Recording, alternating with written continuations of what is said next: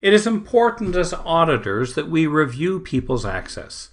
Is the access that they have appropriate for their job responsibilities? If they have a level of access that far exceeds their current requirements, there's always the risk that they might do something wrong. They might be looking at something they shouldn't have looked at. So this comes down to this whole concept here of identity provisioning.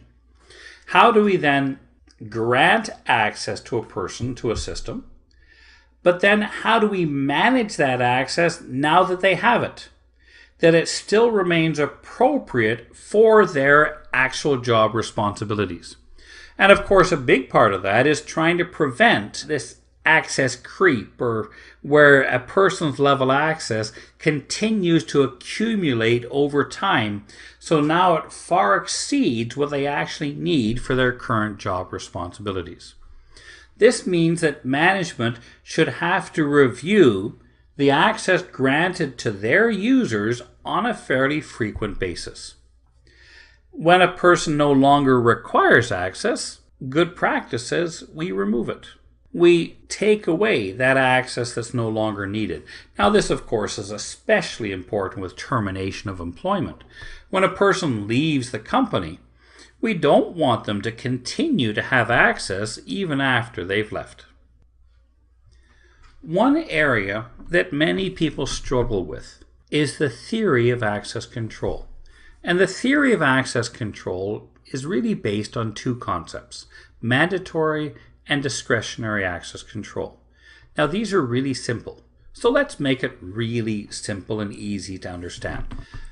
These were defined all the way back in the 1970s as part of TC-SEC. And in the end, they're actually not complicated at all. Mandatory access control is rarely used. Less than 1% of all the systems in the world use mandatory access control. An example of mandatory access control systems would be intelligence military systems that require a very high level of access control. Now, an example of a mandatory access control system then would be ACF2 or Top Secret or Trusted Solaris and SE Linux. Those are some of the examples of mandatory access control systems. Discretionary access control systems are by far the most common ones used all over the world. Now, the idea of mandatory was based on a simple sentence that says, in a mandatory access control philosophy, access controls are mandated by the organization's published security policy. That's why it's called mandatory, because the access controls were mandated by policy. So, in other words, nobody could grant access that was against the requirements of policy. Even if a data owner tried to give a person access, that would not work because the data owner themselves would not have the right to break policy. Now, this required then things like separation of duties.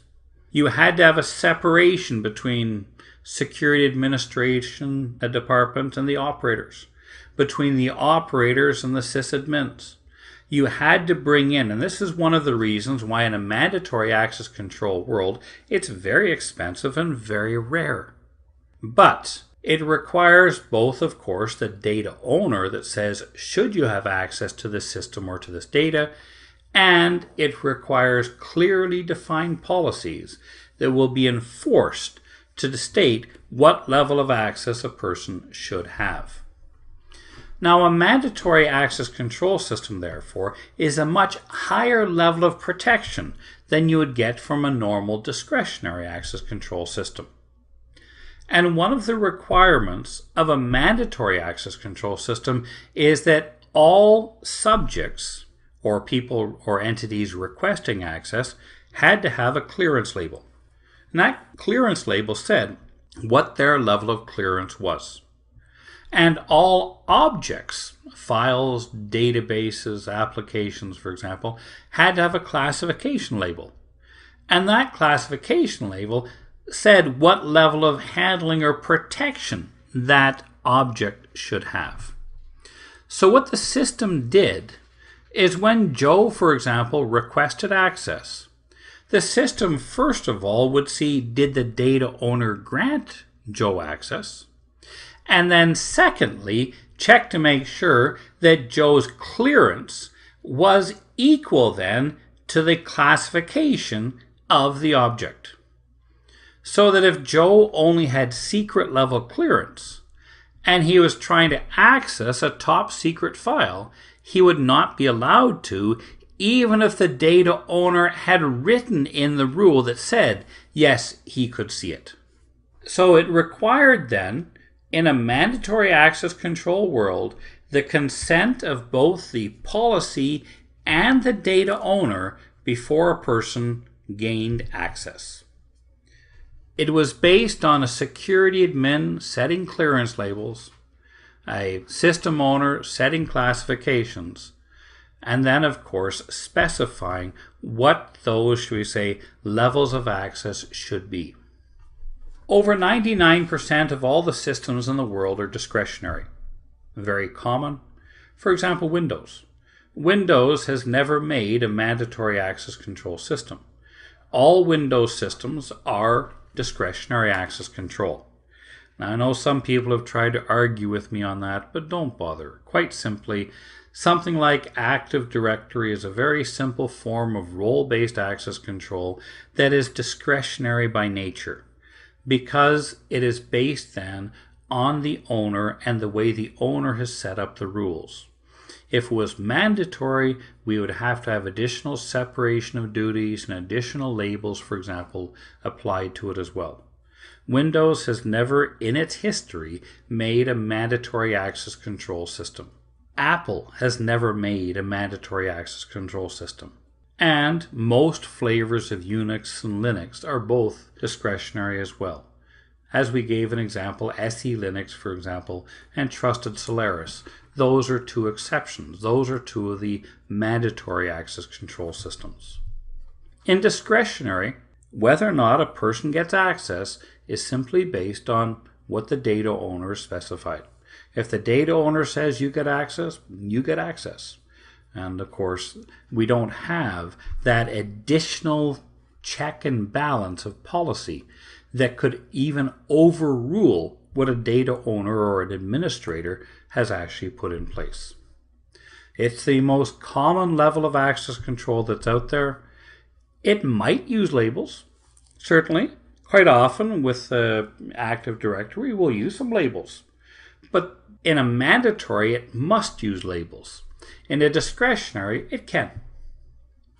An important part of managing access then is managing protection to personally identifiable information and sensitive information, which is subject then to privacy rules and regulations.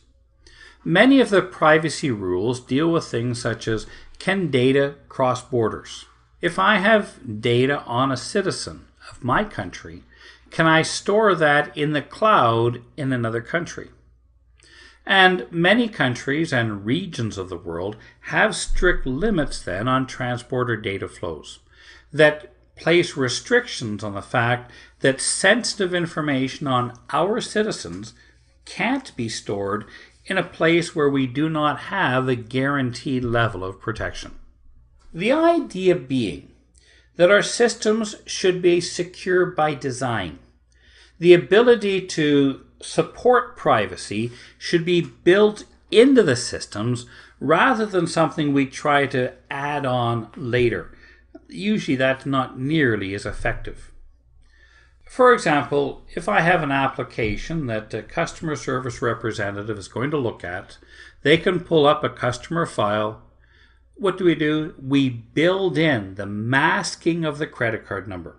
We obfuscate, should you say, personal data. We might even, in the case of credit cards, use things like tokens.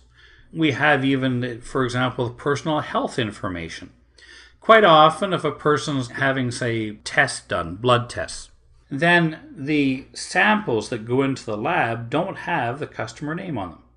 Instead, they have a token value. They have another value that only the doctor's office knows whose sample that is. And the advantage of this, of course, is to try and prevent someone in the lab from seeing the test results for an individual. No, that data is obfuscated or masked, that they can't see it. Now, in today's world of intense regulations and laws on privacy, we need to put in place policies that govern data collection and use. Everybody knows what data we have, how it must be protected, how they can use it, can they share it. So there are very clearly written guidelines and policies and procedures that govern then the access that our individuals have to private information. This brings in kind of an obscure term, personally identifiable information. Now, the reason I call this obscure is because different countries interpret this differently. Personally identifiable information is usually any information that could be used to identify an individual or their location. Now, obviously, many people waive that right. A number of our applications today will automatically track your location, so they can tell you what restaurants are in the area where you are, for example. You didn't realize it, but that application is keeping a record of everywhere you've been for the last month. And in some ways, it's a little uncomfortable. The fact is that in many cases, people give up an awful lot of information about themselves, maybe without realizing how much goes out. But it's also information that could be used to identify that individual. Now, here we get into a problem. Because something like a passport number. We would naturally think that a passport number must be PII, because it can identify an individual. Well, not really. In most cases, a passport number is just an alphanumeric number. Unless you know what country issued it, unless you know the name of the person associated with it, it doesn't tell you anything. So the problem with PII is that sometimes an individual element may not be PII, but when that's combined with another element, now it becomes PII. It's the aggregation of the data that becomes important here. So it's quite often, when I'm going to store data, I have to be aware of the risk that if people can gather that data together, they might be able to learn something that should have been protected. This is the age-old example of when you fill out a survey. And it says, we want you to fill out this anonymous survey. But at the end of it, they asked you enough questions about your age, your gender, and other personal things that in a number of cases, they could actually identify who you are from that information. You know, you're the only person in that part of the company that has that job title at that age, you know. So this is one of the problems with PII. And you take, for example, in a country like Germany. In Germany, considers an IP address to be PII because an IP address can be associated with an individual, whereas in many other countries they don't. So this is part of the problem with this, and of course the rules on this are changing all the time as well, and the interpretation. You've had some very interesting court rulings recently in the US, even dealing with biometrics. Are biometrics PII? A lot of us would say yes. But recently a judge in Los Angeles said, no, you leave your fingerprints everywhere. How can you consider that to be private information? I don't know. Anyway, the idea, of course, of PII is that you own your data. You're the person who decides what that data you should disclose. If you decide not to use that or enable that tracking in that app, quite simply, you won't be able to use that application. But if you decide to use that application, that means that you have actually then relinquished control of that data. But if I've given my data to another organization, they also have some responsibilities in how they manage that data according to their policies, for example. And do they have then a data owner who's aware of the legal and regulatory requirements for the protection of that data to make sure that the data we collect, well, we're collecting data legally, but also we're only using it in a legal manner as well. We should make sure that the data we have is protected at all times and in all places. It's protected consistently. We track where that data goes and we track who's had access to it while it's been in our possession. Now, in some cases, the rules on privacy may be in a certain industry sector as well. Say, for example, in healthcare. In healthcare, they have personal health information, or PHI rules. Whereas something like most privacy rules apply to all companies, there's an additional set of rules that specifically apply within the healthcare sector.